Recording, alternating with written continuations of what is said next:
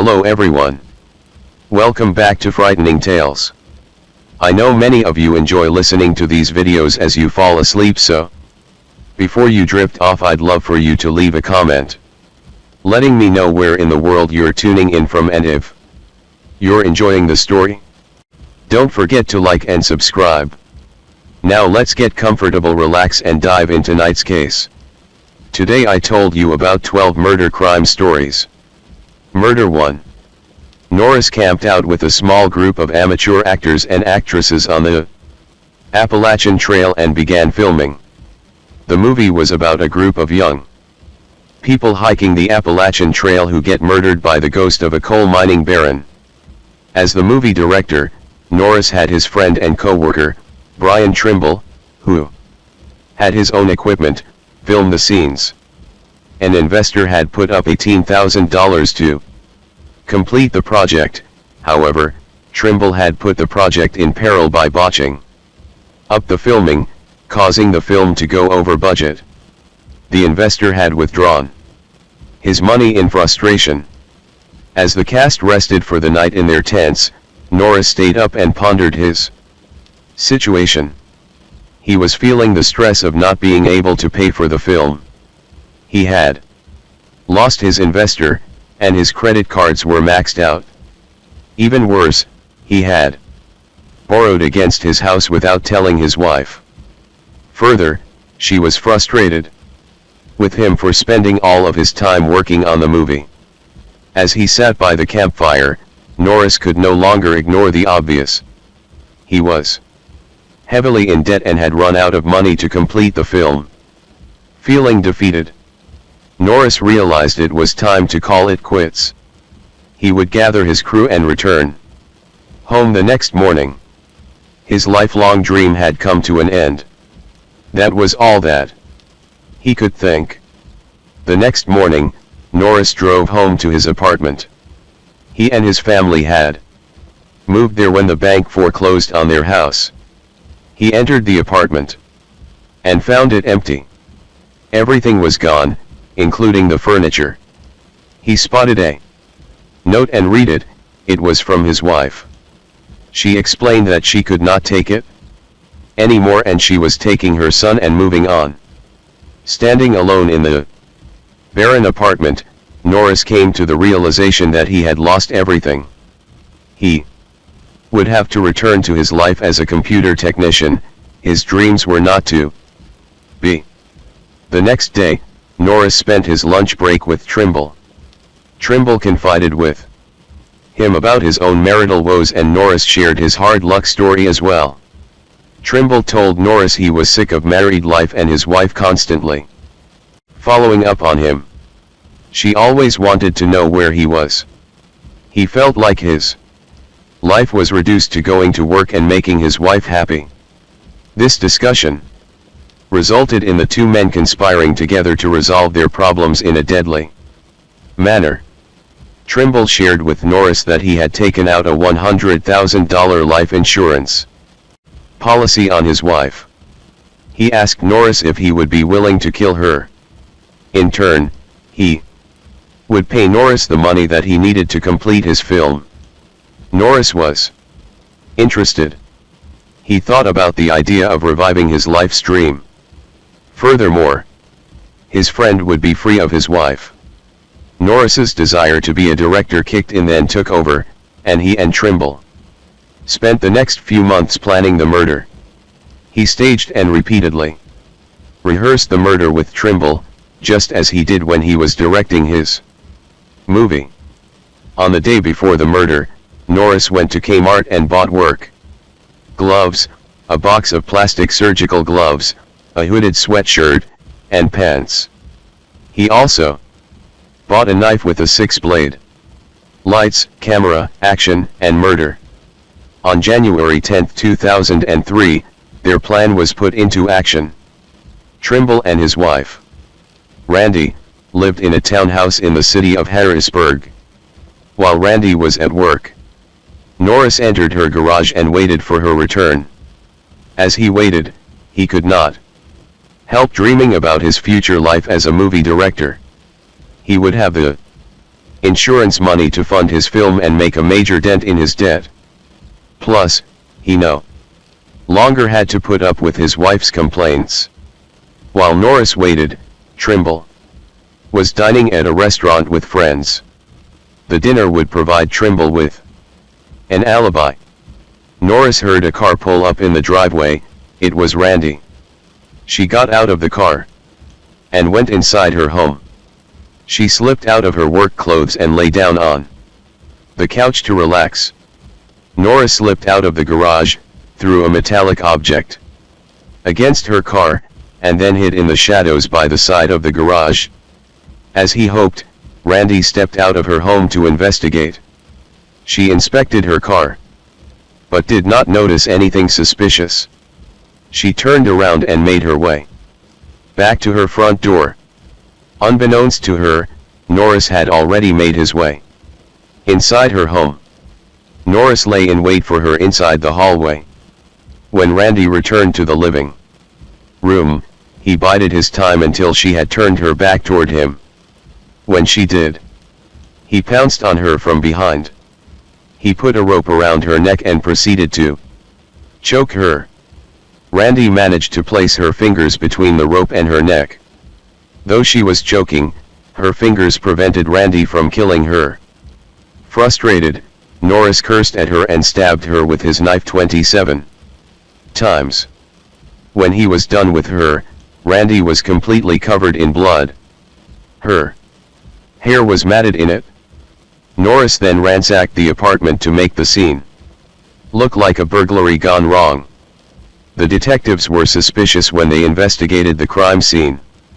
It was clear to them that Randy's murder had not been the result of a robbery, as they could tell the ransacking of the apartment had been staged. Eventually, Trimble confessed and agreed to testify against Norris to avoid the death penalty. Because Norris agreed to confess, both men were sentenced to first-degree murder without the possibility of parole. Murder 2. On July 19, 2002, a crisis center in Colorado received a call from an individual. Earlier that same day, the caller had made several attempts to reach a counselor, but had been unsuccessful. To the caller's relief, he had finally made it through and was speaking to a crisis counselor. The caller started talking to the counselor, but was disconnected after 9 seconds. The individual who placed that call was James Holmes. He had called with the hope that someone could talk him out of committing what would later be referred to as the Aurora shooting massacre. The descent from honor roll to darkness. Holmes was born on December 13, 1987, in Oak Hills, California. He moved to San Diego when he was 12 years old. As an adolescent, Holmes was withdrawn and spent much of his time playing video games. He was particularly fond of Warcraft 3, for which he was ranked among the top players. While he was socially awkward, he demonstrated strong academic achievement. In 2010, he graduated with honors from the University of California at Riverside, where he'd studied neuroscience.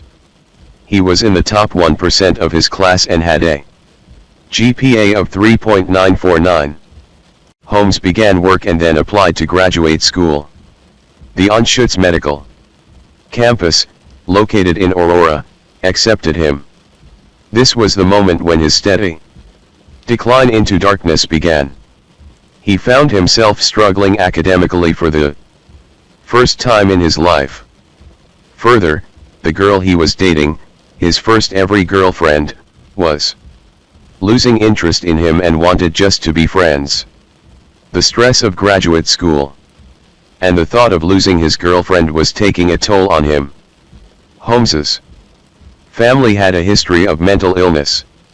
When he was younger, a therapist had suggested that he take medication. He saw 3 different therapists at the university and shared with each of them that he was having homicidal thoughts. The therapists did not consider him a risk because he had not articulated a plan to carry out his thoughts. Holmes became depressed and dropped out of graduate school, spending most of his time alone. The desire in him to harm others grew strong. He sent an email to the girl, telling her that he had thoughts of killing others. He also sent his diary, which detailed his homicidal thoughts, to his former therapist. He wanted someone to stop him, to convince him there was another way. In a last-ditch attempt, he called the crisis line but was disconnected. He hung up the phone. There was no turning back. The Dark Knight and the Gunman. On July 20th, Holmes armed himself with a Glock 22 pistol, Remington 870 Express tactical shotgun, and a Smith & Wesson M&P15 rifle.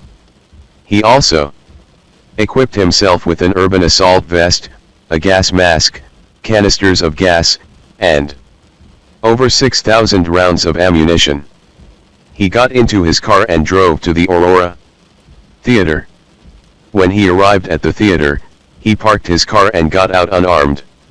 He studied his surroundings as he walked to the theater. He purchased a ticket for the Batman film The Dark Knight Rises, bought some popcorn, and sat down to watch the movie.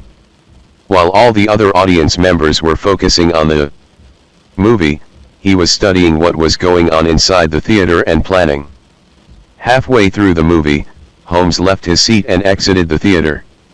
As he walked toward his car, he passed a line of 400 people waiting to buy tickets. There would be plenty of people at the movies tonight on whom he could take out his vengeance. He returned to his car and took out his weaponry.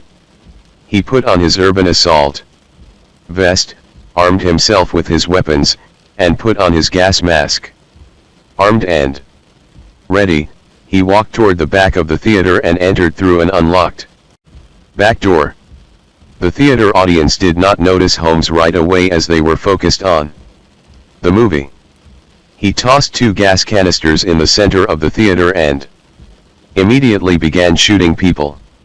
The crowd screamed, and chaos broke out. Most of the audience went diving to the floor, using the seats in front of them as shields. Some people in the back rows tried to run for the exits. The air was filled with smoke, the sound of gunfire, and the sounds of crying and screaming. Suddenly, there was a strange silence. Holmes' rifle had jammed. The audience did not make a sound, hoping to avoid Holmes' detection. The silence was short-lived. He grabbed his Glock 22.40 caliber handgun and continued shooting. As his bullets sprayed the theater, some of them penetrated the walls and hit 3 audience members in the adjacent theater. When police arrived, they found Holmes standing by his car in the parking lot. He was cooperative and did not resist arrest.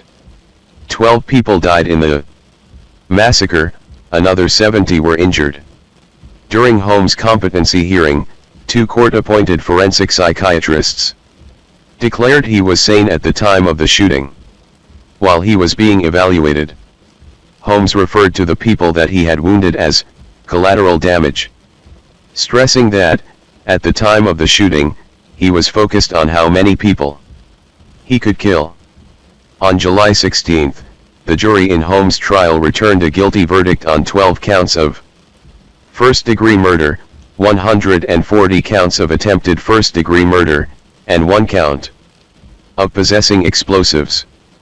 He was sentenced to 12 consecutive life sentences, with an additional 3,318 years added. Murder 3.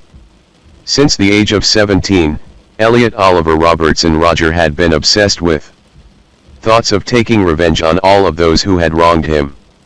The people who topped his list were women.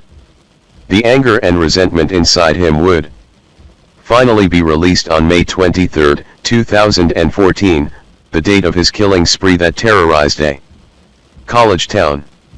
Wanting to belong, Elliot Roger was born July 24, 1991, in London, England.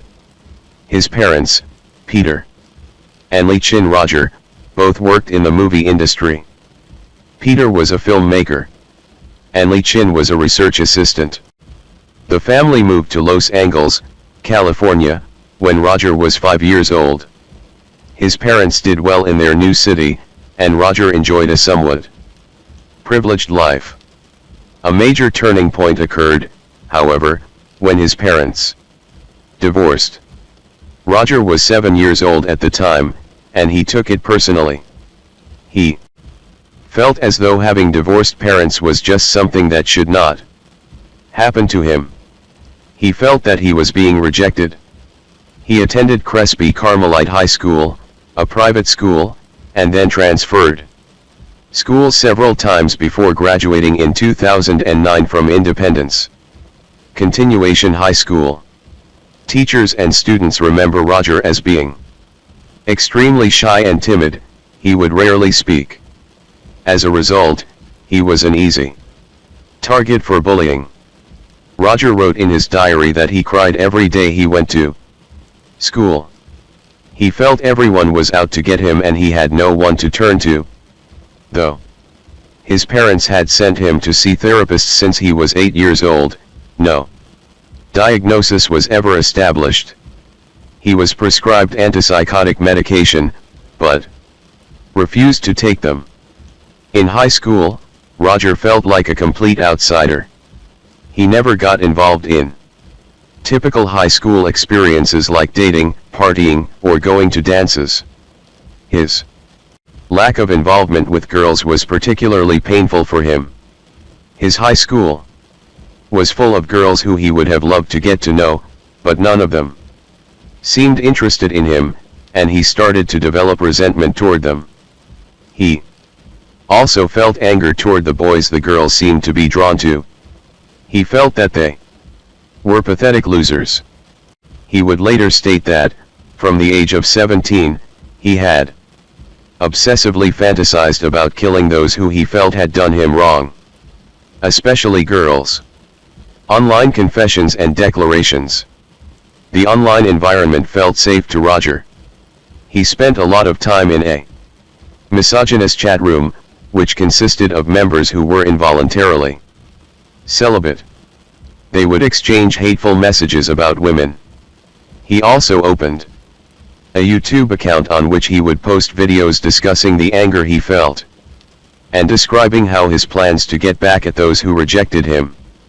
Having never had a relationship with a female, Roger's first introduction to sex was through pornography, which he had seen a man viewing online in a cyber cafe. The subject of sex was an extremely sore point for Roger. It became even more so when he enrolled at the University of Santa Barbara and rented an apartment near Isla Vista, an unincorporated area near Santa Barbara. With all the co-eds around him, his anger toward women only grew as he realized that being in a college environment had not changed anything for him. From his distorted and narcissistic perspective, he saw himself as being superior to other males. He believed that he was the perfect partner for any woman. He saw himself as coming from money, being brilliant, and being the alpha male. He could not understand why women did not want to be with him. In his mind, he felt they deserved to be punished. In one YouTube video he said, "I'm 22 years old and still a virgin. I've never even kissed a girl. I've been through college for 2.5 years, more than that actually, and I'm still a virgin. It has been very torturous. College is the time when everyone experiences things such as sex and fun and pleasure. Within those years, I've had to rot in loneliness. It's not fair. You girls have never been attracted to me. I don't know why you girls aren't attracted to me, but I will punish you all for it. It's an injustice, a crime. Because I don't know what you don't see in me. I'm the perfect guy, and yet you throw yourselves at these obnoxious men instead of me, the supreme gentleman.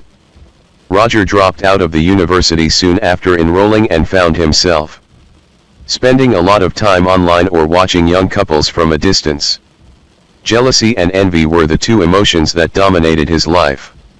He had an uncontrollable fixation on watching young couples, which only caused his rage to grow. That rage deepened his commitment to work on his plans for retribution. Toward the end of April 2014, Roger started writing his manifesto, titled, My Twisted World, outlining his plan to carry out revenge on the world. The following are some excerpts from his manifesto. I am Elliot Roger. Magnificent, glorious, supreme, eminent, divine. I am the closest thing there is to a living God. Humanity is a disgusting, depraved, and evil species. It is my purpose to punish them all. On the day of retribution, I will truly be a powerful God, punishing everyone I deem to be impure. This is the story of my entire life. It is a dark story of sadness, anger, and hatred. It is a story of a war against cruel injustice. I didn't want things to turn out this way, but humanity forced my hand. Women should not have the right to choose who to mate and breed with. That decision should be made for them by rational men of intelligence. If women continue to have rights, they will only hinder the advancement of the human race by breeding with degenerate men and creating stupid, degenerate offspring. Women are like a plague. They don't deserve to have any rights. Women are vicious, evil, barbaric animals, and they need to be treated as such. He also wrote that he wanted to quarantine women in concentration camps. At these camps, the vast majority of the female population will be deliberately starved to death. That would be an efficient and fitting way to kill them all off. I would have an enormous tower built just for myself, and gleefully watch them all die. In an ideal world, sexuality must be outlawed. In a world without sex, humanity will be pure and civilized. Men will grow up healthily, without having to worry about such a barbaric act. In order to completely abolish sex, women themselves would have to be abolished. In order to carry this out, there must exist a new and powerful type of government, under the control of one divine ruler, such as myself. How could an inferior, ugly black boy be able to get a white girl and not me? I am beautiful, and I am half white myself. I am descended from British aristocracy. He is descended from slaves. On the day before the day of retribution, I will start the first phase of my vengeance, silently killing as many people as I can around Isla Vista, by luring them into my apartment through some form of trickery. The second phase will take place on the day of retribution itself, just before the climactic massacre. My war on women. I will attack the very girls who represent everything I hate in the female gender, the hottest sorority of UCSB. On May 22nd, Roger posted his last video online. The following is an excerpt from that video. Well, this is my last video, it all has to come to this. Tomorrow is the day of retribution, the day in which I will have my revenge against humanity. Against all of you. For the last 8 years of my life, ever since I hit puberty, I've been forced to endure an existence of loneliness, rejection, and unfulfilled desires, all because girls have never been attracted to me. Girls gave their affection, and sex, and love to other men but never to me. Carrying out the plan. Roger had 3 roommates, Vihan Wang, Chen Yuanhong, and George. Chen Wang, aged 22, was a student at the University of Santa Barbara and was planning to move back in with his parents. Wang was getting frustrated with Roger's unsocial manner and the way he played loud music late at night. Hong was from Taipei and was studying computer science at the university. Chen, aged 19, was interested in engineering and wanted to get a job with Lockheed Martin, an aerospace and defense company. In his manifesto, Roger indicated he hated immigrants and minorities, especially when he saw them with girlfriends. He could not understand how women could go for a minority when they could have him. On May 23, RD 2014, Roger waited alone in the apartment for his roommates to arrive. Using a machete and knife, he picked off each roommate as they arrived home. Wang was the first to arrive, immediately heading to his room that he shared with Hong. Roger followed and stabbed Wang repeatedly until he was dead. Soon afterward, Hong came home. Hong went to his room and screamed when he saw Wang's bloody body. Roger approached Hong from behind and stabbed him to death as well. He piled Hong's body on top of Wang's and covered them both with a pile of dirty laundry. Chen was the last to arrive. As he entered the apartment, he spotted Roger. Roger charged Chen, who tried to escape. He ran into the bathroom and tried to close the door, but he was too late. Roger forced his way inside the bathroom and stabbed him repeatedly. Chen's blood covered the tiled floor. Roger took his weapons, hopped in his BMW, and took off to his next target, the sorority house Alpha Phi, who he had mentioned his manifesto. Roger aggressively knocked on the sorority's door, however, there was no answer. He assumed no one was home. Frustrated, Roger was starting to walk back to his car when he spotted three students: Veronica Weiss, Catherine Cooper, and Bianca Decoke, members of Alpha Phi, and were returning from the main campus. Roger shot all three of them multiple times, only Decoke survived. Roger did not know there actually were people home at Alpha Phi. Rachel Glikes, who lived in the house, had heard Roger's knocking but had not answered the door. When the knocking stopped, she heard multiple gunshots and a woman screaming. The house mother, Linda Gordon, also heard the gunshots. She gathered all the girls in the house and took them to a safe place. At 9:27 p.m., the Santa Barbara County Dispatch Center received a call from someone who reported hearing gunshots. Police converged on the sorority house while Roger drove off on Pardal Road. His murder spree had only just begun. As he drove along, he passed a coffee shop. He briefly stopped in the middle of the road, fired a shot into the coffee shop's window, and then took off again. The Isla Vista Deli Mart was a popular place for students, and that evening was no different. A group of students standing on the street corner heard the gunshot. Roger had fired into the coffee shop down the road. They ran inside the deli as a precaution. One student named Christopher Michaels Martinez stood in the doorway of the deli, trying to see what was happening outside. Roger stopped his car in front of the Isla Vista Deli Mart and sprayed it with gunfire. Martinez was hit in the chest and died on the spot. Inside the deli, bullets and broken glass went flying as students dove to the floor and behind the counter.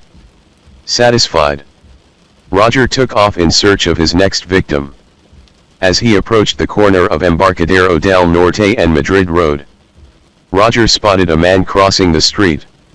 He hit the gas and plowed into the man, causing him to go flying in the air. Remarkably, the man, Jinfu, received only minor injuries. Roger continued driving. He knew the police would catch up with him soon. As he drove, he fired at anyone he saw and used his car to hit several other individuals. Eventually, the police spotted him, and were in hot pursuit. Roger managed to create distance between himself and the squad cars behind him. Then he crashed into a parked car. When the police arrived at the crash scene, they converged on Roger's crashed vehicle, with guns drawn. It was too late. Roger had beaten them to it. He had committed suicide by shooting himself in the head. Roger's rampage lasted only 8 minutes. In those 8 minutes, 6 people were killed, 14 were wounded, and over 500 rounds were fired. Murder 4. 28-year-old Zachary Bowen sat at the bar of the Omni Royal Hotel, in New Orleans. He finished his last drink and went into deep thought about his life. He felt that he failed in the way that he'd handled things. There were 2 failures among many that brought him the greatest pain. The first was that he had taken the life of his girlfriend. The second was that he felt no remorse for doing so. It was time. He walked toward the outside terrace and looked down below. War and coming home. According to those who knew him, Bowen was just an ordinary guy who never drew attention to himself. That is until he joined the military. Bowen got married at the age of 18, and he and his wife had 2 children. He decided to join the army so that he could better support his young family. Bowen quickly rose in rank, becoming a sergeant during his tours in Kosovo and Iraq. Around this time, those who served with him saw a change in his personality. He was becoming increasingly unhappy and clearly just wanted to go back home. Bowen eventually received a general discharge and was able to return home. Bowen was bitter about his military experience and angry with himself. He felt that he had failed as a soldier. Like many veterans, he had trouble readjusting to civilian life. He and his wife separated soon afterward his return. Bowen decided it was time to get back on his feet. He got a job bartending. The French Quarter is a place abundant in temptations, temptations that numb painful feelings. Women, alcohol, and drugs are readily available. Bowen became increasingly interested in Addie Hall, who bartended with him at the same establishment. Hall shared his love for drinking, and they soon moved into an apartment in Crescent City together. Bowen was in need of attention. He needed a woman in his life to distract him from his loneliness. However, what Bowen did not realize was that he had entered a toxic relationship that would spiral downward and lead to the destruction of both of them. The storm within. In August 2005, Hurricane Katrina hit the Gulf Coast with fury. The citizens of Louisiana were hit particularly hard. Most people, who were able, evacuated their homes. Bowen and Hall decided to stay put and wait out the storm in their apartment. Being stuck in their home was the perfect excuse to engage in heavy drinking and taking cocaine. Because they spent most of their time intoxicated, they gave little regard to the seriousness of the situation. Hall even stood in front of her window and flashed her breasts at rescue workers as they worked to save others from their flooded homes. Like many of the region's residents, Bowen and Hall endured the aftermath of the storm, including massive power outages and lack of clean water. To them, this was all just another excuse to continue partying. They kept up their drinking and drug use, which only heightened the tension between the two. Hall had a bad temper when she drank, and she released her anger on Bowen. When conditions in the Crescent City began to normalize, a new hurricane hit. That new hurricane was the relationship in which Bowen and Hall found themselves. Unlike Hurricane Katrina, this hurricane would prove fatal for both of them. Bowen's depression was approaching a new level. His relationship with Hall was making his time in the military seem easier to endure. Hall continually unleashed her anger on him. He became the target of her emotional and physical abuse. They were constantly going at it with each other. "How do you like your meat cooked?" On the morning of October 5th, Bowen woke up with a pounding headache. He walked into the bathroom and looked in the mirror. He saw the face of a man, mired in darkness. He had failed as a husband and father, he had failed the military because he could not handle it, and now his new girlfriend was always angry with him. What had he done with his life? His depression soon gave way to intense rage. In that moment, he felt that Hall had pulled the rug from underneath him, right when he needed someone to care about him. Instead, he felt like she had persecuted him. Bowen left the bathroom and grabbed his belt. He walked down the hallway until he reached the bathroom. Hall was in the bathtub. In one quick movement, Bowen put the belt around her neck and began choking her. The more she struggled, the tighter he pulled the belt. He kept tightening the belt until there was no longer any movement from her body. Killing her had not satisfied his anger. His rage was still burning. He went to the garage and returned to the bathroom with an electric saw. He drained the tub water and proceeded to decapitate and dismember Hall's body. He grabbed her head and carried it to the kitchen, where he put in a pot on top of the stove. He then returned to the bathroom and retrieved her hands and feet. Bowen placed them in a second pot and then placed her arms and legs on a turkey basting tray. He sprinkled the body parts with seasoning and placed them in the oven, which he then turned on. As for her torso, he put that in a large plastic bag and stored it in the refrigerator. Self-inflicted justice. The anger and delusional thinking that had led Bowen to murder his girlfriend savagely were now focused squarely on himself. At first, he attempted to distract his self-loathing by binge drinking, taking drugs, and spending time in strip joints. However, the power of these distractions was short-lived. His demons reappeared in full force. Reaching for a pack of cigarettes, Bowen removed one and lit it. He then proceeded to press the lit cigarette against his arm. The burning sensation was his purgatory. He took the cigarette and burned himself again and again. Each burn represented 1 year of his life, a total of 28 burns. Bowen grabbed some paper and a pen and wrote a note. He explained what he had done to Hall and where her body parts could be found. He shared his feelings of failure as a husband, father, and as a boyfriend to Hall. When he was done, he drove to the Omni Royal Hotel and had his last drink. When he had finished it, he walked calmly toward the outside terrace. He looked down at the roof of the parking garage far below. Bowen jumped and landed on the roof of the parking garage, killing himself instantly. Murder 5. The date was April 21, 2013. A jury in the Morrison County Courthouse listened to a chilling tape recording that had captured the sounds of 2 teenagers being slain. The city of Little Falls, Minnesota, is located in Morrison County. One of its residents, 65-year-old Brian Smith, was the defendant on trial. Setting the trap.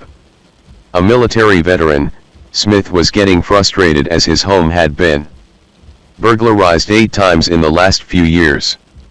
On Thanksgiving Day, 2012, he decided he was going to put an end to it. He got in his truck, pulled out of his driveway, and parked further up the street. He wanted to create the impression he was not at home. He grabbed his .22 caliber pistol, a paperback book, a bottle of water, some energy bars, and proceeded to go downstairs to his basement. He positioned a chair toward the rear of the basement, between two large pieces of furniture. Perched on his chair, he had a clear view of the bottom of the stairs. Smith took a bite of one of the energy bar, had a sip of water, and waited. As Smith was reading his book, he heard something that sounded like glass breaking. Next, he heard the sound of footsteps coming down the stairs. He pointed his gun and waited until 17-year-old Nick Brady came into view. Smith pulled the trigger and shot Brady, who was standing halfway down the stairs. Brady fell down the stairs, his body landing on the basement floor. Smith got up from his chair and shot Brady a second time, as he lay there, helpless. Smith stood over him. Looking into his face, he told Brady, "You're dead." Smith pointed his gun at the dying Brady and pumped one more bullet into him. When he was sure that Brady was dead, Smith grabbed the body by the legs and pulled until it came to rest on top of a tarp that he had spread out on the floor. Grabbing the edges of the tarp, Smith dragged Brady's body to his workshop, which occupied the corner of the basement. He would later explain that he moved Brady to avoid getting blood on the carpet that partially covered the basement floor. Once he got the body to the workshop area, he wrapped the tarp fully around Brady. Smith returned to his chair and waited. He did not have to wait for long. 11 minutes later, Smith heard another set of footsteps coming down the stairs. He heard a female voice softly calling Brady's name. Seconds later, Smith spotted 18-year-old Hailey Kiefer. Smith shot her several times. Her body tumbled down the stairs. As she lay sprawled on the floor, Smith could see that she was still alive. Smith approached her and told her, "Oh, sorry about that." Kiefer screamed, "Oh my God." Smith shot her again and then told her, "You are dying."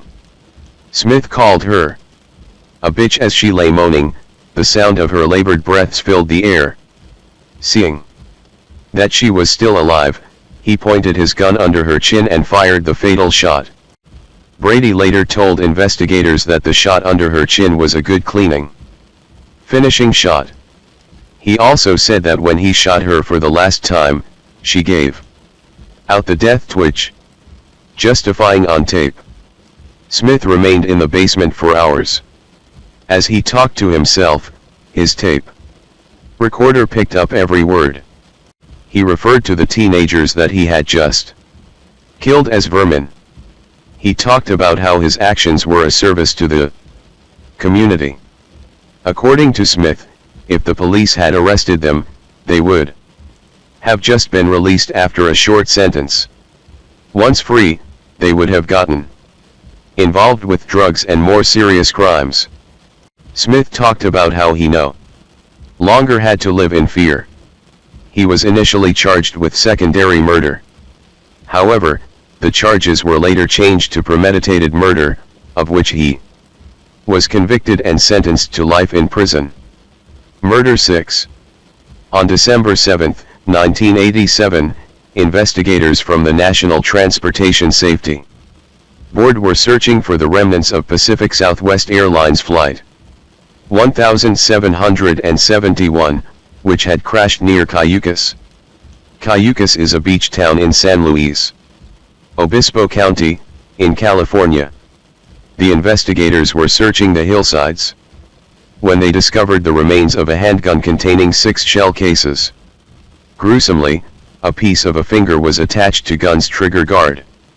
They also found an air sickness bag with a note scribbled on it, "Hi Ray.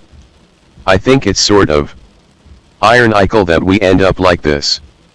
I asked for some leniency for my family. Remember?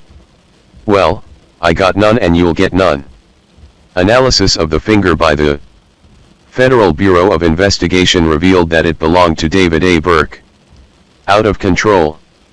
Burke was born in Britain on May 18, 1952, to Jamaican parents. They later Immigrated to Rochester, New York. As an adult, Burke moved to Los Angeles and worked as a ticket agent for US Air. He never got married but managed to get 4 women pregnant, resulting in 7 children.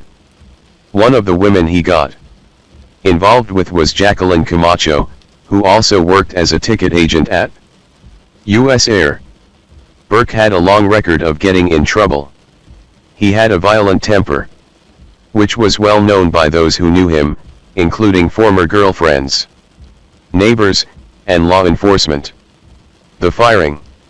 While working for US Air, Burke was accused of stealing in-flight cocktail receipts totaling $69. The airlines held a hearing on December 7, 1987, to discuss the allegations. Despite Burke's pleas for leniency, his supervisor, Raymond Frank Thompson, decided to fire him. Thompson left the hearing hastily to attend a meeting, but not before leaving Burke with these final words: "Have a nice day." Burke's violent temper was released with a vengeance due to this turn of events. When he got home, he grabbed Camacho and her 6-year-old daughter and ordered them into his car at gunpoint. They drove for 6 hours. During the drive, Burke ranted about how US Air had treated him. When he calmed down, Burke allowed Camacho to return home. The next day, Burke returned to the airport to buy a ticket. He knew that Thompson regularly flew between Los Angeles and San Francisco.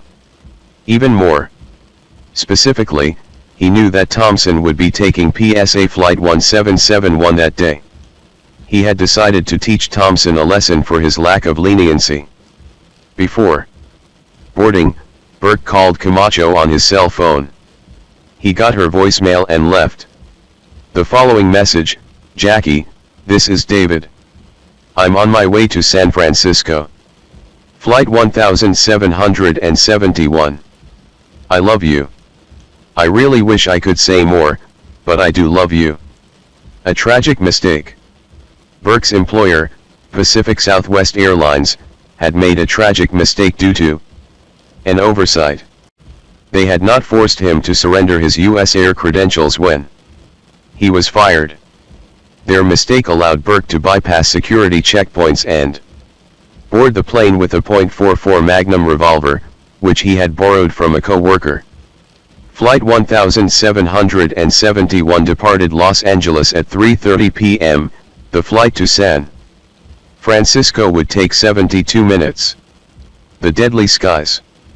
Burke found his seat, reached for the air sickness bag in front of him and wrote a note on it. Passengers were advised they could unbuckle their seat belts at 22,000 feet. Burke left his seat and walked to where Thompson was sitting. He gave the startled Thompson the air sickness bag and then made his way to the lavatory. He closed the door behind him and withdrew the gun that he had hidden under his clothing. He loaded it and stepped out of the lavatory. Passengers screamed as Burke made his way down the aisle toward the horrified Thompson. Burke shot him twice and then made his way to the cockpit. The pilot, 44-year Greg Lindemood, was at the controls. His co-pilot, 48-year-old James Nunn, was radioing air traffic control to inform them he had heard shots outside the cabin. Right at that moment, Burke burst into the cabin. He shot Lindemood and Nunn once each.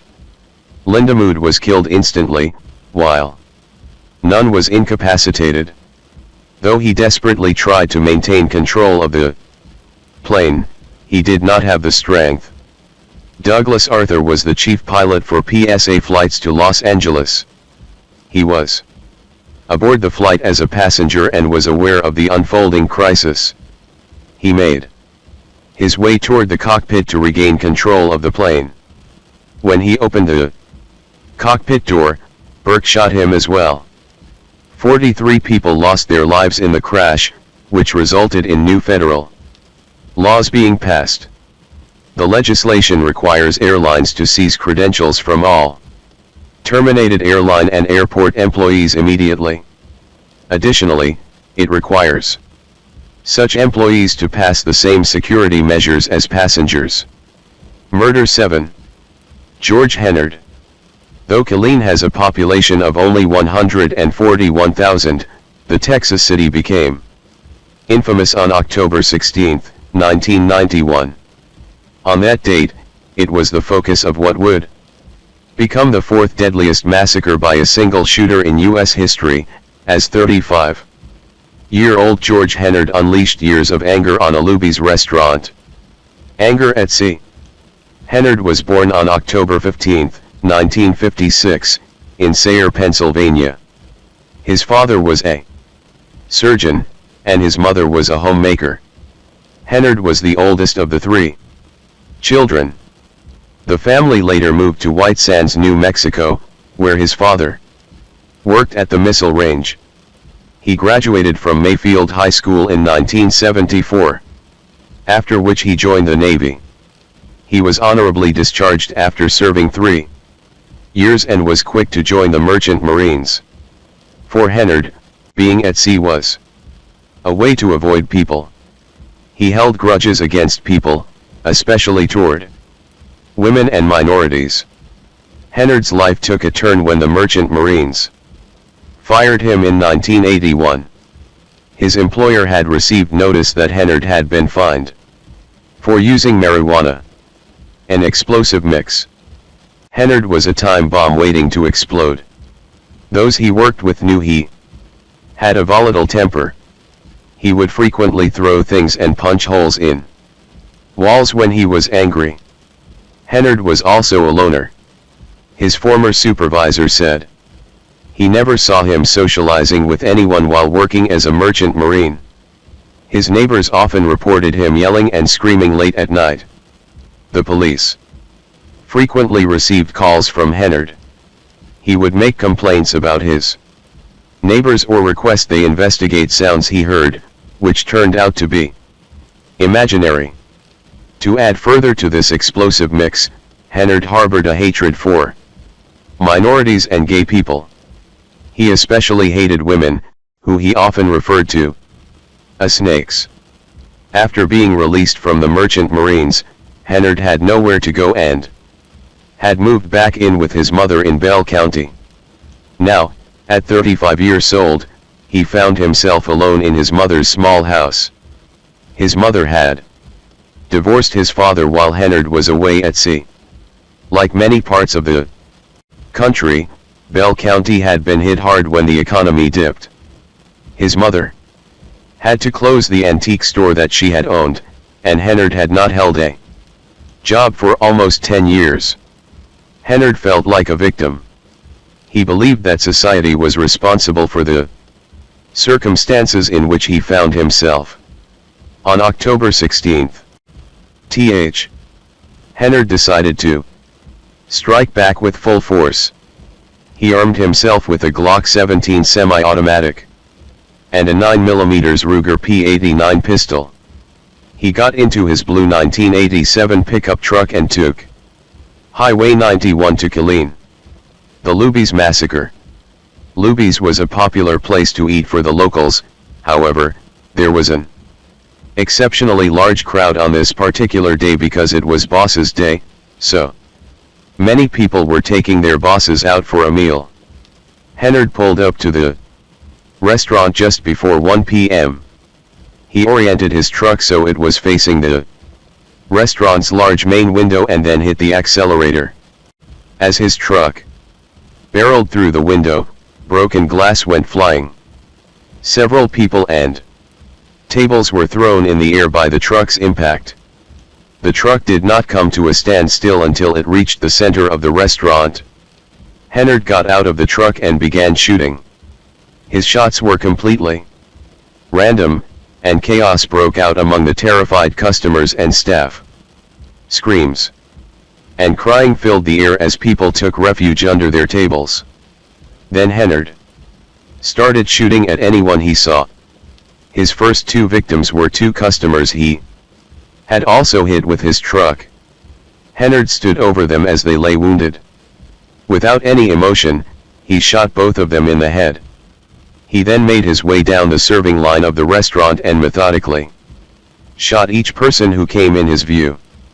Each time, he aimed for the victim's head.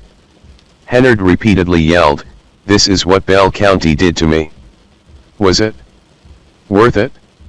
He then made his way to the main dining area and continued shooting, reloading. Twice as he circled the room. One man dove through a nearby window to escape. A few others followed him. Another man threw a chair at another window, allowing another few customers to escape. Two other customers hid, one inside a walk-in refrigerator and another inside an industrial dishwasher. One by one, Hennard picked off the patrons until he came across an old woman. She was kneeling over her dead husband as though she was trying to protect him. Hennard shot her in the head. He moved on to next table.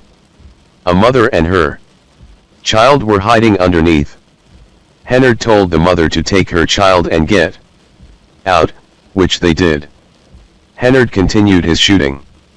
Except for the sound of gunfire and Hennard's rants, there was eerie silence as those who were still alive remained motionless.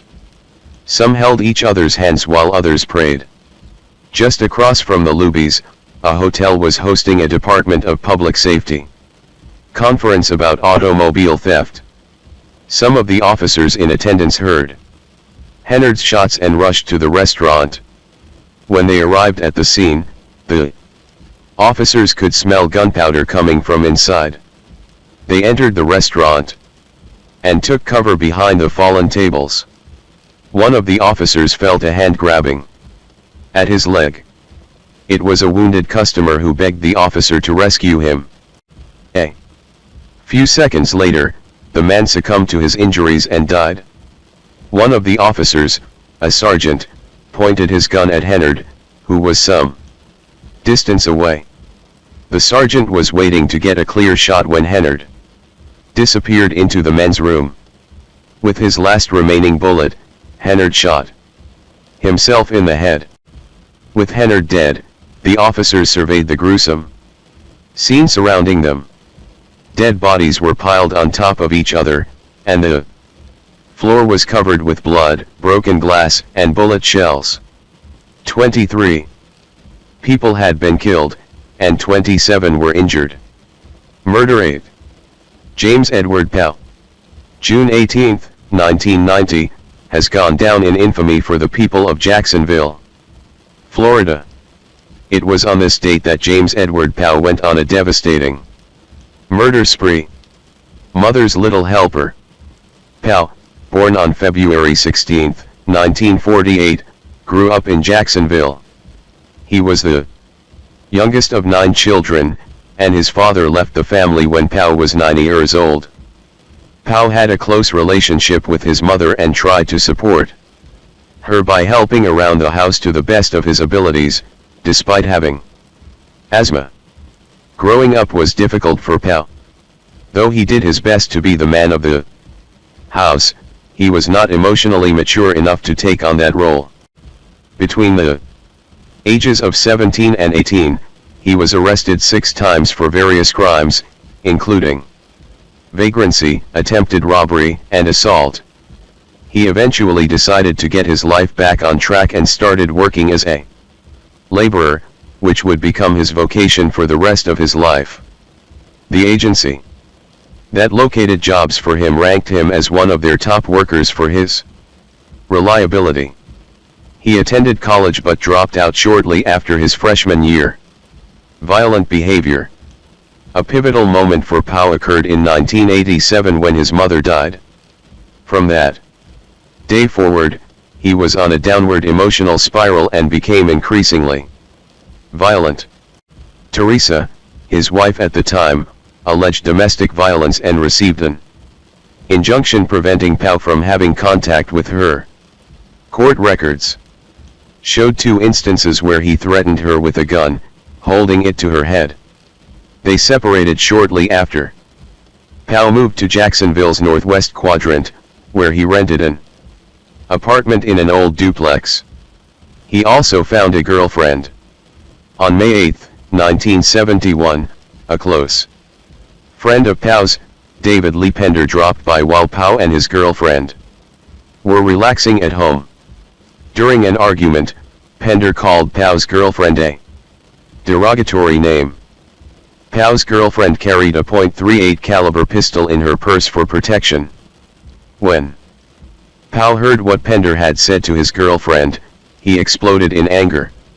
He grabbed the gun from his girlfriend's purse and put 3 bullets into Pender. Pender died while being treated at a hospital, and Pow spent the rest of his life haunted by the memory of what he had done to his friend. Pow was arrested and charged with murder. However, the charges were later downgraded to manslaughter. He avoided going to trial by pleading guilty to the lesser offense. Pow received 5 years probation without jail time. The court agreed to withhold the judgment of guilt if Pow completed the terms of his probation.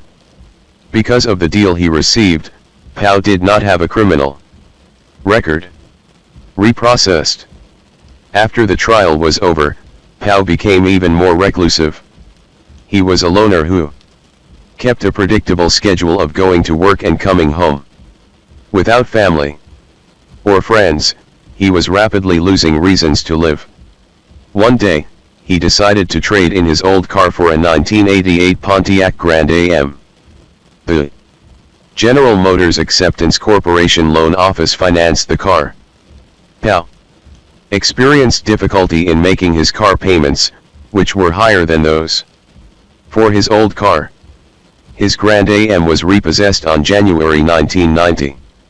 Pow continued not to make his payments to the loan office, resulting in him receiving a bill for $6,394. He felt angry and upset about receiving the bill, which he just ignored. After all, in his mind, they were filthy rich, and he had nothing. He received a second bill from the loan office 2 months later, which further fueled his anger. He felt like the world was against him. His father had abandoned him, his mother had died. His wife had left him, his best friend was dead, and the car that was so important to him had been repossessed. Now that damn loan company was coming after him for $6,394. That was his breaking point, but Pew decided he was not going down alone. The shooting spree. On June 17, around 12:50 a.m., Plow got his M1 carbine rifle, wrapped it up in a blanket, and drove to a street corner a few blocks from his home. He was on a mission. He could not take his life anymore and wanted to die. He was going to take as many people with him as he could. The street corner he drove to was very familiar to him. It was a common scene for prostitution and drug deals. Louis Carl Bacon, a pimp, was standing at the corner. Pow pointed his rifle and shot Bacon twice in the chest. He left him lying dead on the sidewalk and drove a short distance further along the street. It was then Pow spotted Doretta Drake, a sex worker. She was talking to some other sex workers in a vacant lot. Bacon was Drake's pimp, and Drake had once taken Pow's money without giving him sex. Pow shot her once in the head and drove on. Pow noticed 2 teenagers walking on the sidewalk. He pulled up alongside them, acting as though he was lost. He asked them for directions to the freeway. After they assisted him, Pow thanked the youths, pulled out his rifle, and shot them both. The 2 youths were lucky, they survived their wounds. In the early morning of June 18, Pow drove past a convenience store. He made a U-turn and pulled into its parking lot. He got out of his car and entered the store, rifle in hand. Stepping up to the counter, he pointed his rifle at the clerk and demanded money.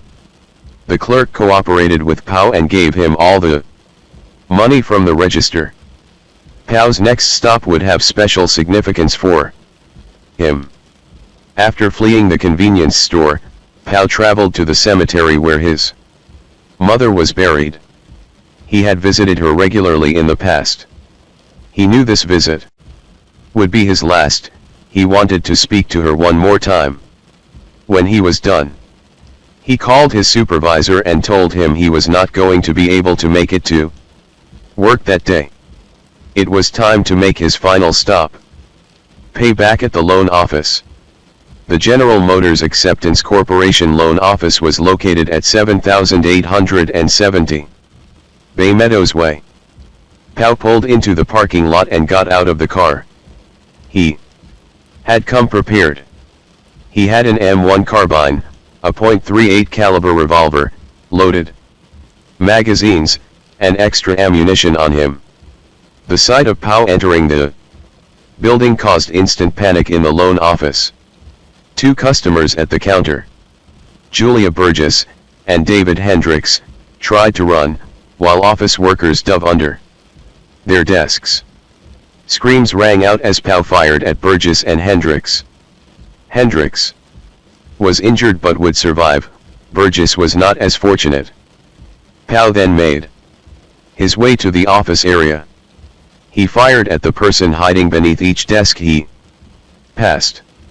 Dave Woods, Cynthia Perry, and Barbara Holland died, while Phyllis Griggs survived her injuries.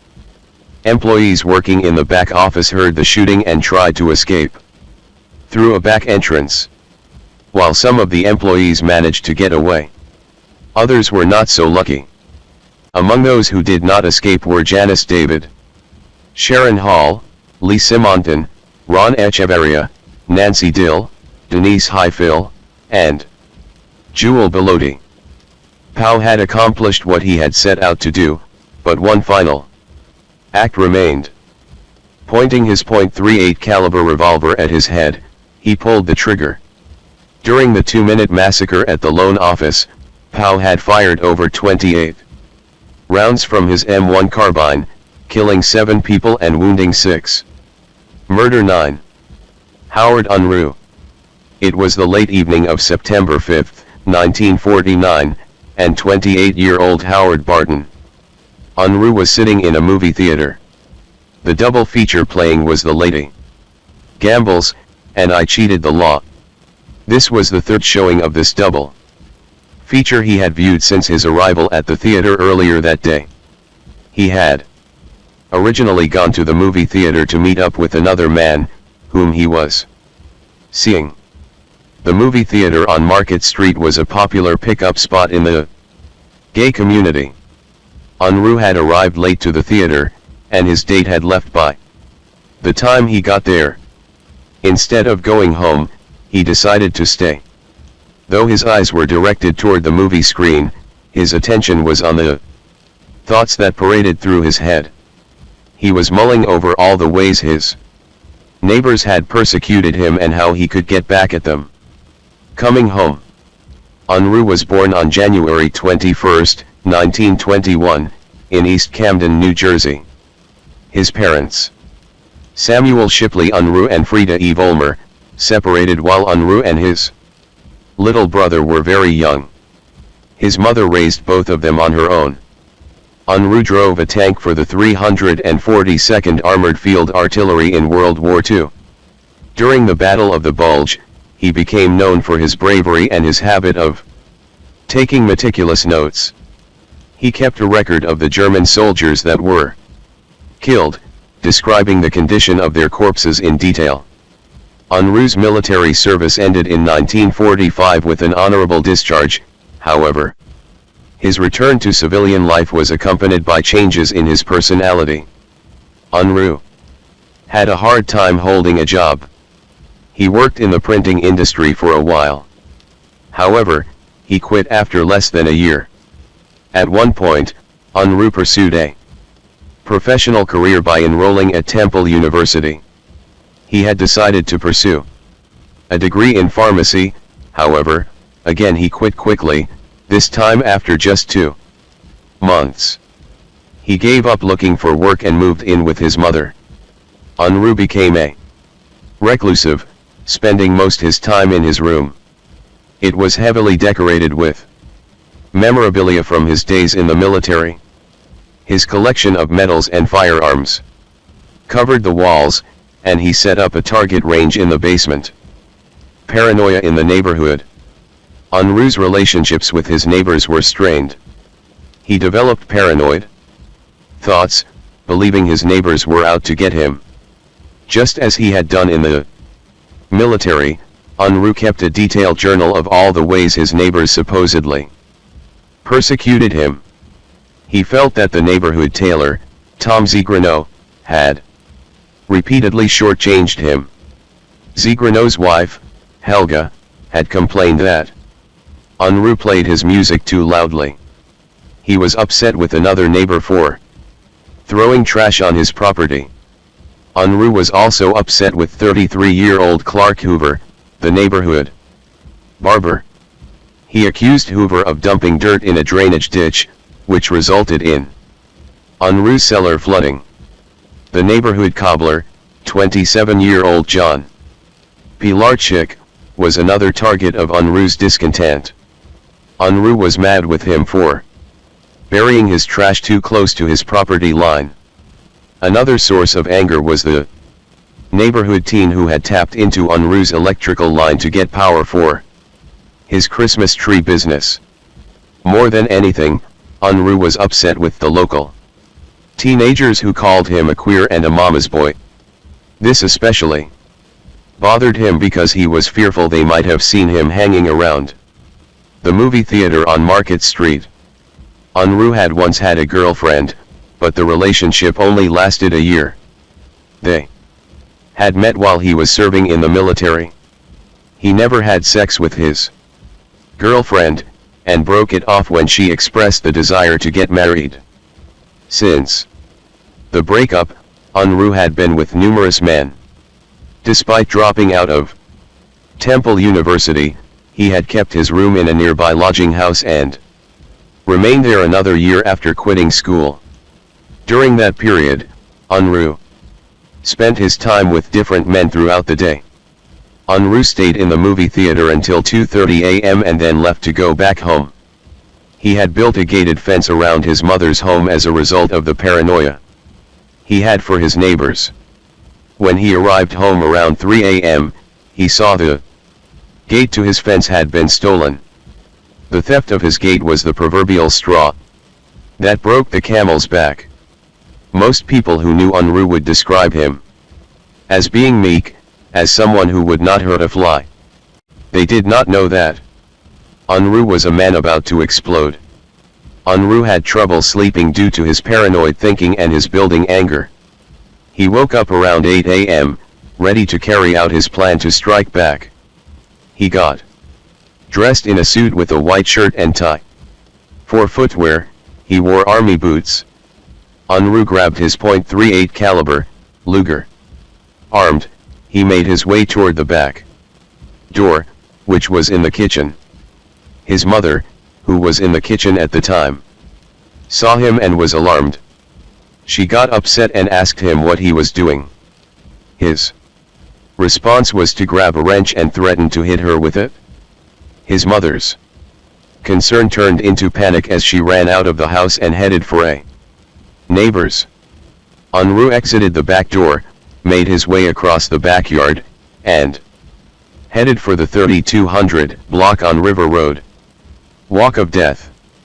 As he made his way down River Road, Unruh saw a bakery truck parked on the side of the street. Seconds later, he saw the driver walking toward his truck. Unruh aimed and fired. Fortunately for the driver, Unruh missed him. He ran into the truck and sped off. Unruh's first stop was at Pilarchik's shop. As he entered the store, he shot Pilarchik in the chest. Pilarchik collapsed on the floor. When he saw that Pilarchik was still alive, Unruh shot him in the head and then continued his walk of death. Hoover was in his barbershop cutting the hair of a 6-year-old boy as his mother patiently waited. Suddenly, there was gunfire and a scream. Unruh had shot the boy once in the head, he shot Hoover twice. Both of them died. The mother grabbed her dead son and ran out of the shop. Unruh allowed her to escape. She and her dead son were picked up by a passing motorist. As he continued his walk down River Road, Unruh passed a tavern and fired a shot through its window. He did not bother going inside as Frank Engel, the owner, was not on his list. Instead, Unruh proceeded toward the pharmacy owned by Maurice Cohen. 45-year-old James Hutton was exiting the pharmacy just as Unruh was about to enter. Unruh dropped him with one shot and stepped over his dead body into the pharmacy. Cohen and his wife, Rose, had witnessed Hutton being shot and ran for the stairs that lead to their apartment above the pharmacy. Unruh casually followed them. When he reached the upstairs apartment, he forced his way inside. As he walked inside, he heard a soft noise coming from the closet. He fired 3 shots into the closet door and then opened it. It was Rose. He shot her one more time in the face and went searching for her husband. Unruh heard footsteps on the roof and made his way toward the fire escape. As he did, he passed a room and saw Morris's mother inside. She was on the phone talking to the police. He shot her repeatedly and then headed for the roof. Before reaching the roof, Unruh saw Cohen on the roof. Cohen tried to run, but Unruh shot him in the back. Cohen fell off the edge of the roof and landed on the pavement below. Unruh exited the pharmacy and continued to walk. He fired at passing motorists, killing 4 of them. He killed an additional motorist who had stopped by Hutton's body. Unruh walked to the tailor shop. He was after Tom Zigrano. Upon entering the shop, he saw that Tom was not there. Instead, he found Zigrano's wife, Helga. Crying, she dropped to her knees and begged for her life. He shot her in the head, killing her instantly. As he left the store, he noticed the movement of curtains in the store next door. Unruh shot into the window, killing 2-week-old Thomas Hamilton. The curtains were dangling inside his crib, and he was playing with them. By the time he exited the store, the entire business district had caught on to the shooting spree. Business owners offered pedestrians refuge as they locked themselves inside their stores. Unruh now headed to his apartment. On his way, he passed the apartment next door, where 36-year-old Madeline Harry and her 16-year-old son, Armand, lived. He fired at them, and both were wounded. Fortunately for them, Unruh had run out of ammunition. Then he heard police sirens headed in his direction. 50 police officers surrounded Unruh's apartment. In 1949, mass shootings were unheard of, so the police did not have the training to handle the situation. After they sent a hail of bullets into Unruh's apartment, he eventually gave up. In 20 minutes, Unruh had taken the lives of 13 people. 4 others had been severely wounded. Criminally insane. During his interrogation, Unruh accepted full responsibility for what he had done, and offered the details of his crime in a clinical and detached manner. A psychiatrist evaluated him and found him to be suffering from paranoid schizophrenia. On October 20, 1949, a judge of Camden County ruled that Unruh was not competent to stand trial. Instead, he was sent to Trenton Psychiatric Hospital, where he was placed in the unit for the criminally insane. He was sentenced to 60 years there. Murder 10. Angela Simpson. In the early morning of August 5, 2009, the Peoria Fire Department received a call that smoke had been spotted coming from the Covenant of Grace Church. Peoria is a city in Maricopa County, just west of Phoenix, Arizona. It is a quiet and unassuming city. However, in 2009 it was the starting point of an investigation that would uncover, according to detectives, one of the most hideous murder cases in the history of the Phoenix police. To kill a snitch. On August 2nd, N.D. 33-year-old Angela Simpson was smoking a cigarette outside her West Phoenix apartment. 46-year-old Terry Neely, riding his motorized wheelchair, approached her. Neely lived at an assisted living center nearby. Simpson barely knew Neely but had held brief conversations with him in the past. During one conversation, Neely had boasted about being a police informant. Further, he indicated that he had snitched on someone whom Simpson knew, someone that she felt was a righteous person. There were two types of people whom Simpson believed deserved to be killed: police informants and child molesters. A black woman herself, Simpson viewed Neely as white trash. Simpson used her feminine charms and invited Neely over to her apartment for sex and drugs. Neely was excited by the offer and followed Simpson as she led him to apartment number 201. Once they were in her apartment, Simpson stood before Neely, then slowly approached him. Neely was unable to take his eyes off her as he anticipated all the pleasure he was about to experience. When she was directly in front of them, Simpson gave him a hard slap across his face. Neely yelled out in pain as he was knocked to the side in his wheelchair. She moved behind the wheelchair and pushed Neely until he was in front of a wall-length mirror. Simpson wanted him to witness everything she was about to do to him. She grabbed a tire iron and repeatedly beat him over the head. Blood flowed from his head as he began to lose consciousness. Simpson spotted some pliers on the table next to her. She grabbed them and demanded that Neely open his mouth. The blow that he received left him dazed and writhing in pain, preventing him from being able to follow her orders. She grabbed his head and forced it backward. With her other hand, she pulled his teeth out, one by one. Neely screamed in pain as she conducted these torturous deeds. His head was soaked in blood as it dripped out of his toothless mouth. Barely alive, he slipped off his wheelchair and down to the floor. On the same table as the pliers were a hammer and a 3-inch nail. Simpson drove the nail into Neely's skull. He moaned in pain. Some of the blood from his mouth wounds drained down his throat, causing him to cough.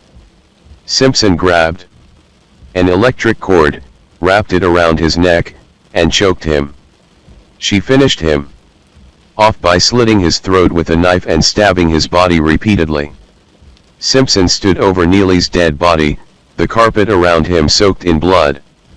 She was faced with the problem of what to do with the body. She knew she would be unable to move it alone, so she got an electric saw and dismembered the body. She put Neely's torso in a garbage bag, placed it in her car, and drove to the Covenant of Grace Church.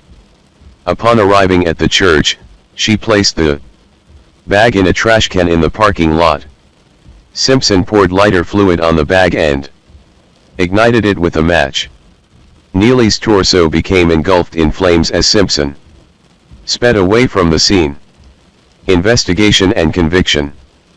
Firefighters discovered Neely's torso when they came to put out the trash can fire. Later, police found Neely's electric wheelchair outside a West Phoenix apartment. Detectives could not establish a connection between the torso and the wheelchair, nor did they have any leads. They received a big break when Simpson was arrested for an armed robbery she'd committed in the same month. She had murdered Neely. Police went to her apartment to search for more evidence. Upon entering, they discovered it had been cleared out. All that remained was a strong bleach smell. The police were able to find blood evidence that matched the DNA of the torso. Simpson freely confessed to murdering Neely. She was sentenced to life in prison with an additional 14 years for abandoning a body. No regrets.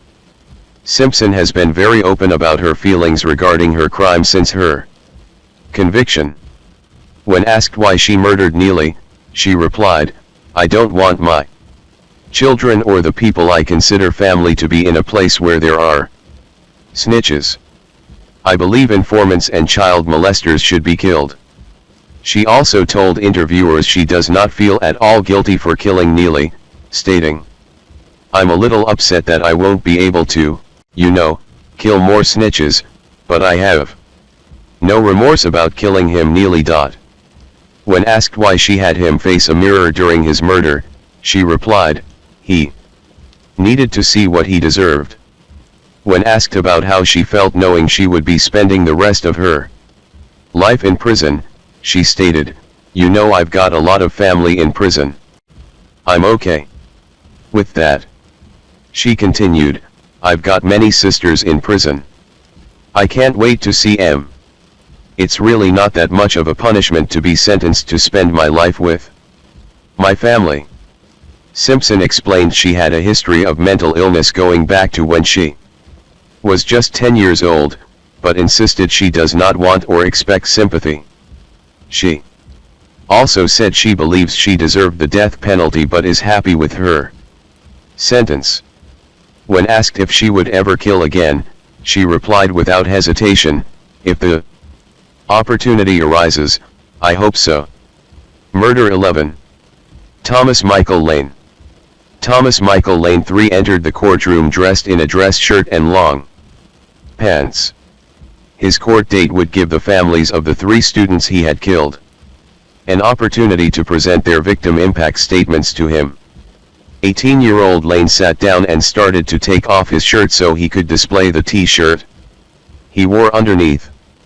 In large letters, Lane had written the word killer. He smirked when family members exposed their raw pain and grief as they read their statements. After the judge handed down his sentence, Lane faced the families and stated, "This hand that pulled the trigger that killed your sons now masturbates to the memory. Fuck all of you." He then gave the middle finger to the families. A broken home. Born September 19, 1994, Lane's home life was extremely dysfunctional. His father, Thomas Lane II, had served 4 years in prison for charges that included attempted murder and felonious assault. He terrorized his family and would frequently beat Lane's mother. The stress, fear, and isolation that Lane III experienced, while being raised in such a horrific environment, would contribute to a deadly outcome. Problems at school. Because of his upbringing, Lane never had the opportunity to develop trust, confidence, or a sense of self. He did poorly in school, was withdrawn, and rarely spoke to others. Furthermore, he was the subject of bullying. Lane's grandparents adopted him and attempted to provide him with a nurturing home. His grades improved, and neighbors had the impression he was a pleasant and friendly young man.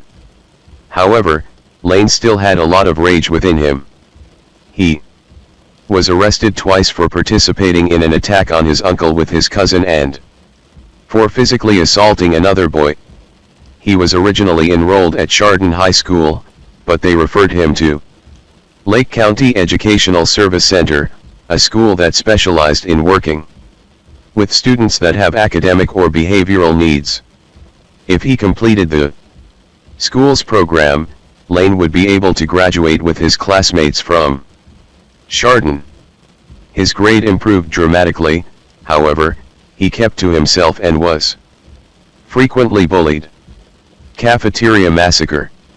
On February 27, 2012, 17-year-old Lane walked into the cafeteria at Chardon High School.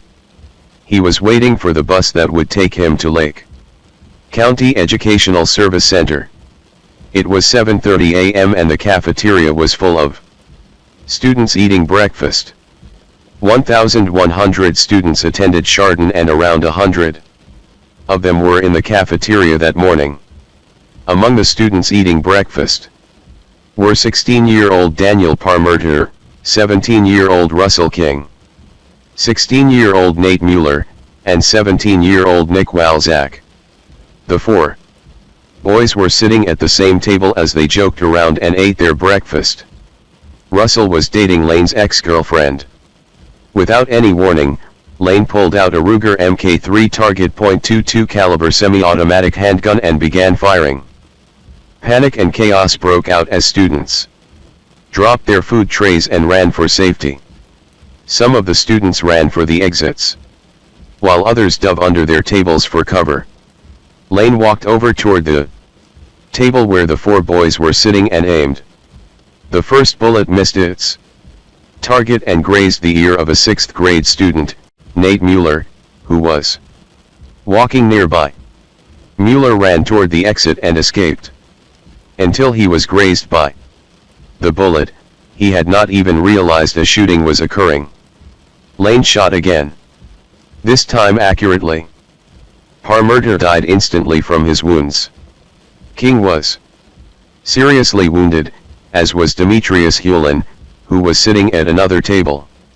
Walzak ran toward the exit as Lane fired at him repeatedly. He shot Walzak in the neck, arms, back, and one bullet entered his cheek. Despite his multiple wounds, Walzak ran down the hall and escaped. He collapsed outside the classroom of math teacher, Joe Ricci. Upon hearing the gunshots, Ricci had locked down his classroom. The well-being of the students was Ricci's top priority. He slowly opened his classroom door to check for any students left outside who needed help. He saw Walzak and dragged him to the safety of the classroom, where he administered first aid. After shooting at Walzak, Lane ran for the exit to escape. On the way, he came across 18-year-old Joy Rickers. He shot her, injuring her, and continued with his escape. Coach Frank Hall had heard the shooting and ran toward the cafeteria, entering at the opposite end to where Lane had exited. Beyond the traumatized students, Hall could just make out Lane running out of the building. Hall took off after him, disregarding his own safety. While the shooting was in progress, one of the students had called 911 using their cell phone. 33 police officers descended on the high school, along with emergency crews from 4 fire departments. They located Lane near his parked car, where they arrested him without incident. Charges, competency, and sentencing. On March 1, 2012, Lane was charged with 3 counts of aggravated murder, 2 counts of aggravated murder, and 1 count of felonious assault. He did not enter a plea and was arraigned on March 6. He had 3 defense attorneys representing him.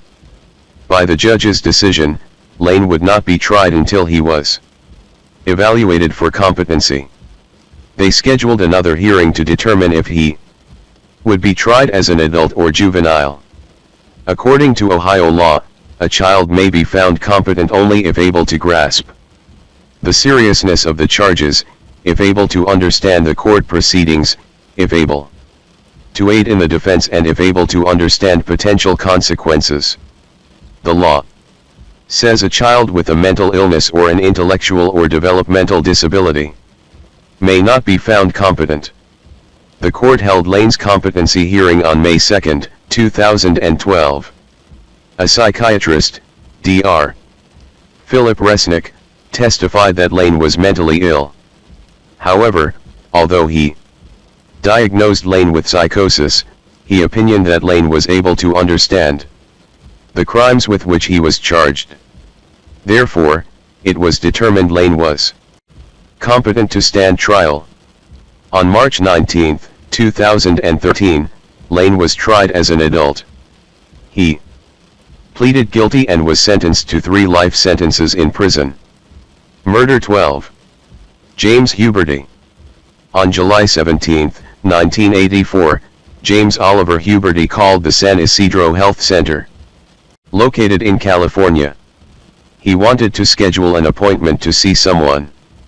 The representative who answered Huberty's call asked him if he would like to discuss his concerns. However, Huberty declined. Huberty said he just wanted to schedule an appointment with a therapist. As part of standard procedure, the representative asked Huberty 5 questions that are used for screening callers to assess their level of risk to themselves or others. Based on his responses and his calm tone of voice, the representative advised him that a therapist would be calling him back to speak to him and schedule an appointment. Huberty did not get a call back. It is possible that if he had, the worst mass shooting in the history of the United States, at the time, might have been prevented. Background. On October 11, 1942, Huberty was born in Canton, Ohio. His parents, Earl V. and Ickle Huberty, moved the family from Canton to Pennsylvania when James was around 8 years old. His father had bought a farm located in Amish country. Ickle was unhappy living in Amish country and left her family to pursue missionary work on an Indian reservation. Huberty's father would later get remarried to a schoolteacher, who had children of her own. James never got along with his stepmother and resented his parents' divorce. In 1962, James started attending Malone College, where he would meet his future wife, Etna Markland. They married in 1965 and moved to the city of Massillon, where they had 2 children. Huberty worked as a welder, a big departure from his previous job in a mortuary, where he had worked as an embalmer. He had left that job after a few years. His boss would later say that his embalming skills were good, but he did not like being around the public. Huberty's neighbors and co-workers knew him as someone who never smiled, was easily angered, and often talked about his desire to shoot people. He was known for his temper, his love of guns, and his violent streak. Whenever Huberty felt disrespected by his neighbors, Huberty would take out his anger by shooting from his balcony. His wife also had issues with her temper. She was once arrested for threatening another woman with a gun. The survivalist. Huberty was a survivalist and was preoccupied with his thoughts of government intrusion, Soviet aggression, and international banking. He believed that America was headed for a breakdown. He felt that government regulations were causing the demise of businesses, that international bankers were bankrupting the country, and that nuclear war with the Russians was inevitable. He stockpiled his home with weapons and perishable foods. In 1971, the Huberty's home burned down. They bought a new home with their insurance settlement and had enough money left over to purchase an apartment house adjacent to their property. They used the apartment as an investment property. For the first time in his life, James felt like he was somebody and that he could take care of his family. However, his financial security would not last. In October of 1983, Huberty was let go from Union Metal Incorporated, where he worked as a welder. This only confirmed to him that his fears were correct. Huberty believed government regulations were the reason he had lost his job. The government was trying to keep him down and prevent him from taking care of his family. His paranoia toward the government led him to request permission from Mexico to establish residency there. Huberty was granted this permission, and so he moved his family to Tijuana. Living in Tijuana allowed him to escape the U.S. government. However, he was unhappy with his living conditions and the lack of opportunities for work. Consequently, Huberty then moved his family to San Isidro, California. San Isidro was a small community near San Diego, which allowed him greater opportunities to find work. He also liked that it was close to the border, just in case they needed to leave the United States. Life in San Isidro. Huberty rented a small apartment, 1 block away from a McDonald's restaurant. The apartment was sparsely furnished as the family had left most of their belongings in storage back in Ohio. Huberty had brought some things along, though, his stockpile of weapons and perishable foods. There were so many weapons in the tiny apartment that he was always in arm's reach of a weapon, should he ever need it. Huberty got a job working security at a condominium, however, he was eventually dismissed. His supervisor was concerned about his lack of professionalism and his questionable decision-making. His supervisor later stated that Huberty's co-workers would sometimes laugh at him for the way he handled himself on the job, which they said was over the top. Huberty sat in his room alone as his family watched television in the living room. Being fired was the final blow. He saw no future for his life, and he did not see how he would be able to care for his family. Huberty looked at the guns and rifles scattered all around him. In a few days, he would get back at a society he believed was out to get him. Judgment Day. On the morning of July 18th, Huberty drove to a courthouse in San Diego to take care of some traffic tickets he'd received. He had brought his family with him so they could visit the San Diego Zoo afterward. Before going to the zoo, they stopped at a McDonald's restaurant to eat. After spending the day at the zoo, Hubert drove his family back to their apartment in San Isidro. His wife was tired and went to their bedroom to take a nap. However, Huberty had plans of his own. He changed clothes and put on his fatigues with a black t-shirt. After he finished dressing, he added some accessories, a leather shoulder bag filled full of ammunition and a 14-shot clip that he fastened to his belt.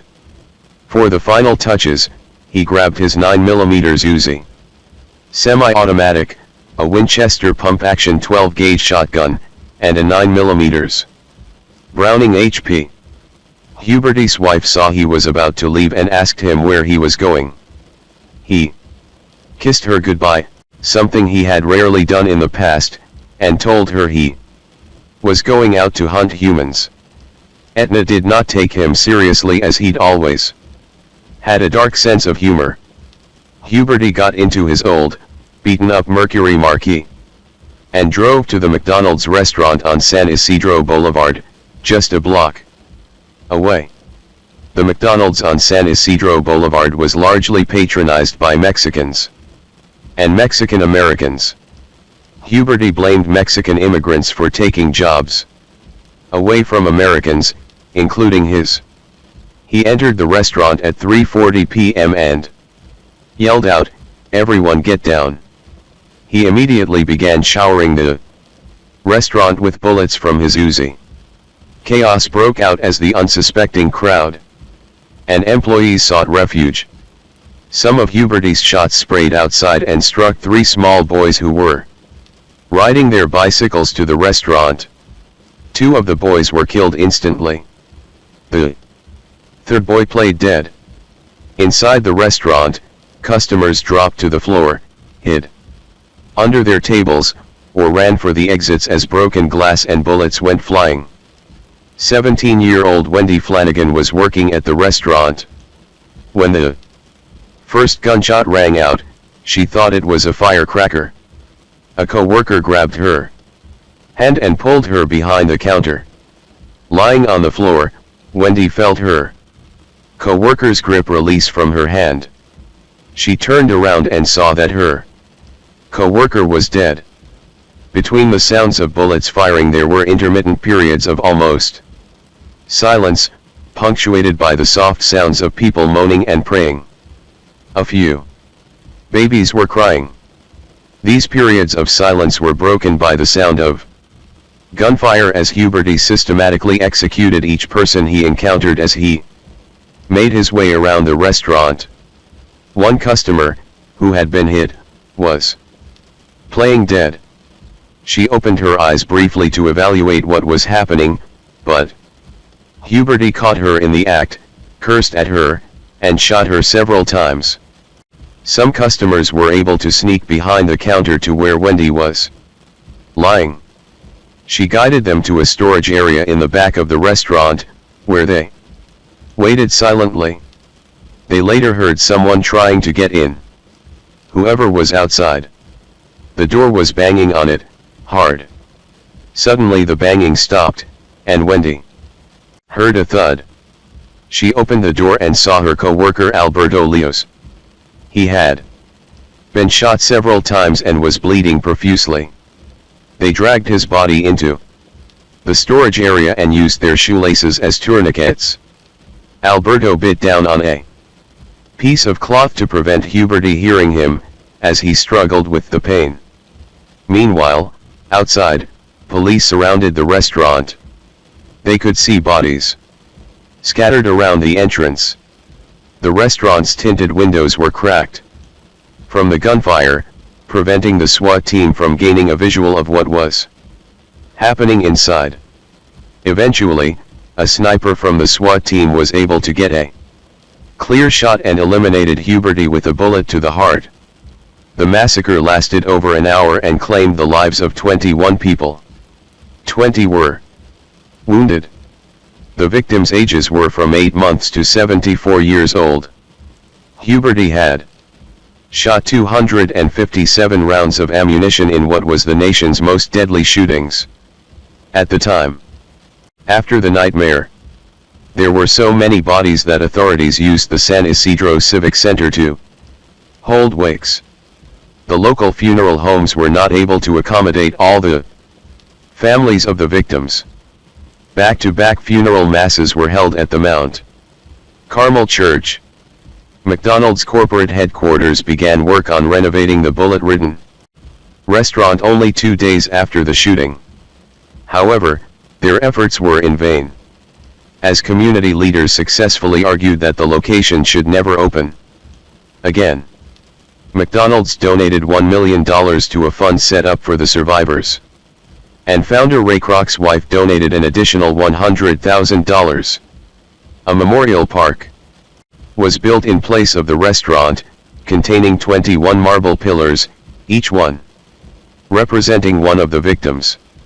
In 1986, Huberty's wife filed a lawsuit against McDonald's restaurant and her husband's former employer.